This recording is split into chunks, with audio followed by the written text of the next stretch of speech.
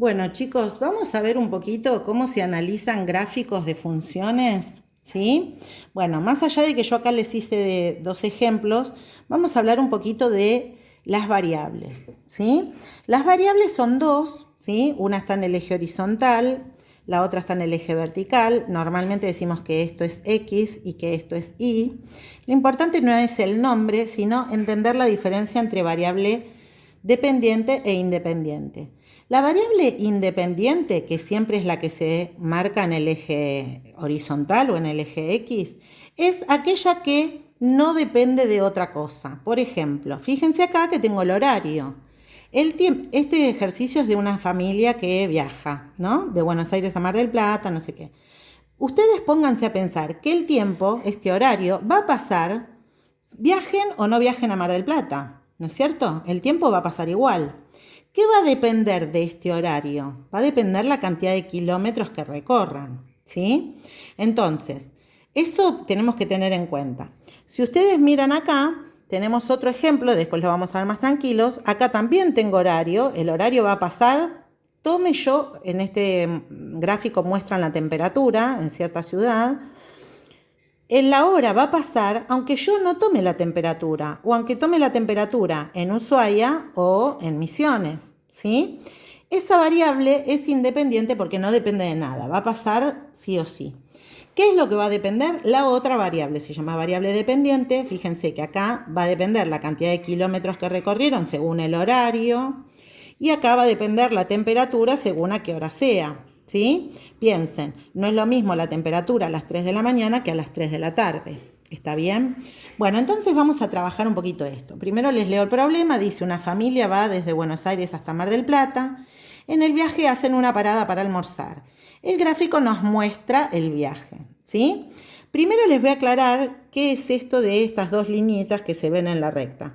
Esto es, fíjense, si yo tengo un horario, yo tendría que empezar desde el 0, 0, 1, 2. Pero ¿qué pasa? Esa familia hasta las 10 de la mañana no hizo, o sea, no, estuvo en su casa, ¿sí? Entonces era una parte del eje que no me servía para nada. Por lo tanto, yo ahí estoy marcando como que corté el eje por esa situación, ¿sí? Cada vez que vean eso es que el eje está cortado, que todo el otro, del 0 al 10, no se puso porque no era necesario. Bien. Acá vemos que lo que sí, acá tenemos las horas del día y acá tenemos la cantidad de kilómetros que recorrieron. Si ustedes ven, una de las preguntas es ¿a qué hora salieron? ¿Sí? Fíjense que cuando empieza a moverse ese auto a las 10 de la mañana. Esa sería la primera respuesta. Después dice, ¿cuántos kilómetros habían recorrido hasta las 13 horas? Vamos a buscar el 13, ¿sí? Si quieren pueden usar una regla. Van a buscar el 13, ven que está acá. Entonces me fijo a qué altura está el 13, el punto del 13. Ay, se me mueve todo. ¿Ven que está en el 200? Bueno, quiere decir que hasta las 13 horas habían recorrido 200 kilómetros, ¿sí? Después dice, ¿desde qué hora hasta qué hora se detuvieron a almorzar? Fíjense que cómo nos damos cuenta que se detuvieron a almorzar y porque la cantidad de kilómetros nos sigue avanzando. Fíjense que este sería ese momento. Entonces me pregunta desde qué hora hasta qué hora. Me fijo, ¿dónde empieza ese movimiento? A las 14, ¿ven?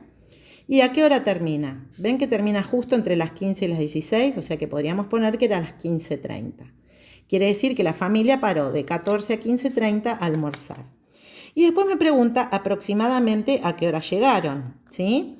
Bien, me fijo, el fin del viaje está acá.